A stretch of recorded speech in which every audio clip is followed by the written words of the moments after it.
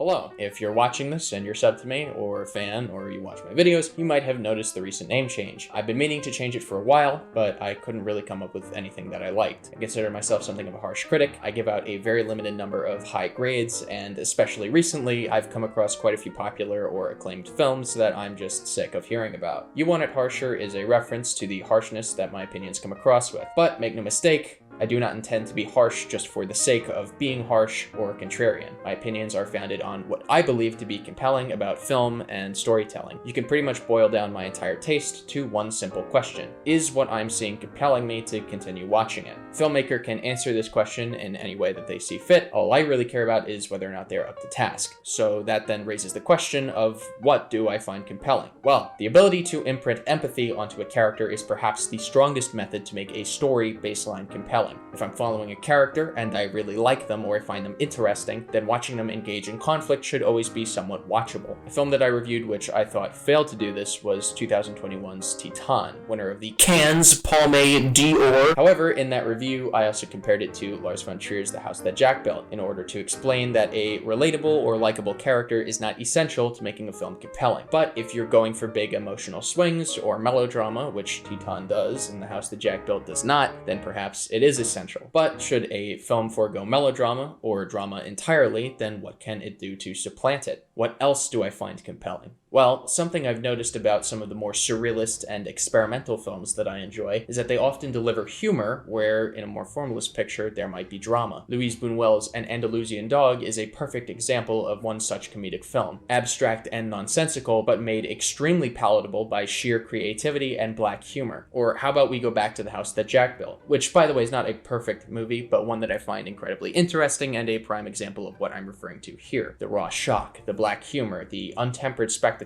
all allow you to connect with the filmmaking over the characters. Drama isn't necessary, and the film is smart enough not to attempt it. Going in the opposite direction of humor, we can find elements of suspense and terror in concepts and visceral images devoid of character or even conflict. One such example could be Peter Cherkassky's Outer Space, a 1999 experimental short film that finds horror in the erosion of the very film itself. While we can chalk the quality of most mainstream films up to their screenplays, the filmmaking is not to be ignored. If my fascination with film ended with storytelling, then movies like An Andalusian Dog and Outer Space would be inaccessible to me. But there was something so powerful, so immersive about the moving image that goes beyond just the technical effects of a well-written drama. A lot of discussion that I see around film comes from places which I believe to be unfounded and misunderstood. Take for instance the comment, "I just didn't connect with it." This betrays a keen inability to engage with a film that is well made in the formalist sense, but lacking in the elements that you might find personally compelling. To me, it exposes that you don't even know what those elements might be. When I go hard on a movie, I'm not trying to make anyone dislike it. I simply want to enrich the conversation around films that are all too often deemed untouchable. Yet when I read reviews of these films, even from high-profile film critics, I'm amazed that their praise amounts to little more than aesthetic platitudes. Take Everything All at Once, for instance. You'll read reviews saying that it has a strong emotional core, lovable characters, creative ideas, fantastic production, loads of humor, a refreshingly unique concept, and plenty more. What you won't read is how the Daniels expertly use the main character's internal conflict to meaningfully build progression, increasing the risks and the stakes of the narrative until they reach a climactic final decision that forces them to confront said internal crisis head-on and reveal the story's theme in an emotionally cathartic release.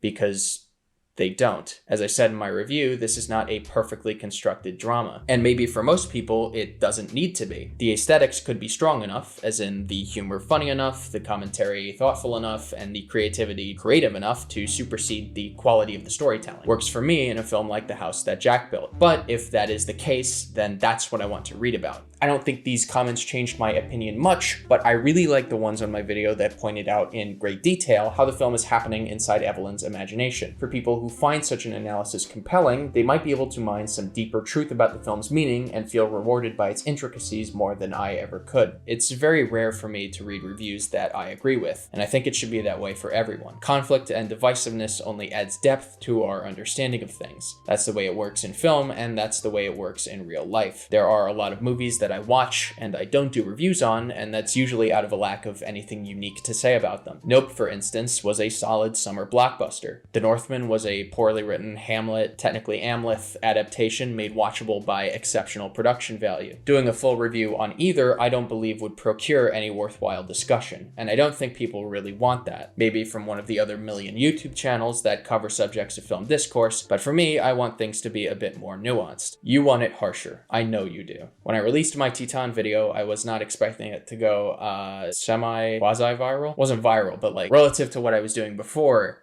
it went viral, we'll say. Anyway, when I saw people arguing against my thoughts in the comments section, I was surprised to find that they found certain things, which I had taken for granted, actually quite compelling. The notion that they were able to connect the main character's paternal trauma to her motivation to kill, and then find empathy in her despite her abhorrent actions in the first act, was eye-opening to me. While I can't say it changed my opinion, as I don't find the connection nearly convincing enough, it made me realize that if you are able to make that connection, then the entire movie should work for you. If these were the types of reviews that I was seeing about the film, then I might never have even done a video on it. It took my dumbass review to finally get what I deem to be a good argument as to why people might be able to genuinely connect with it. Now, I'm being a bit obtuse, of course. I don't think my comment section is the only place where these arguments are being made, but I don't see them very often, and I would just like this kind of thinking to be a bit more pervasive in film discourse, because the way it is now, I just don't think it is.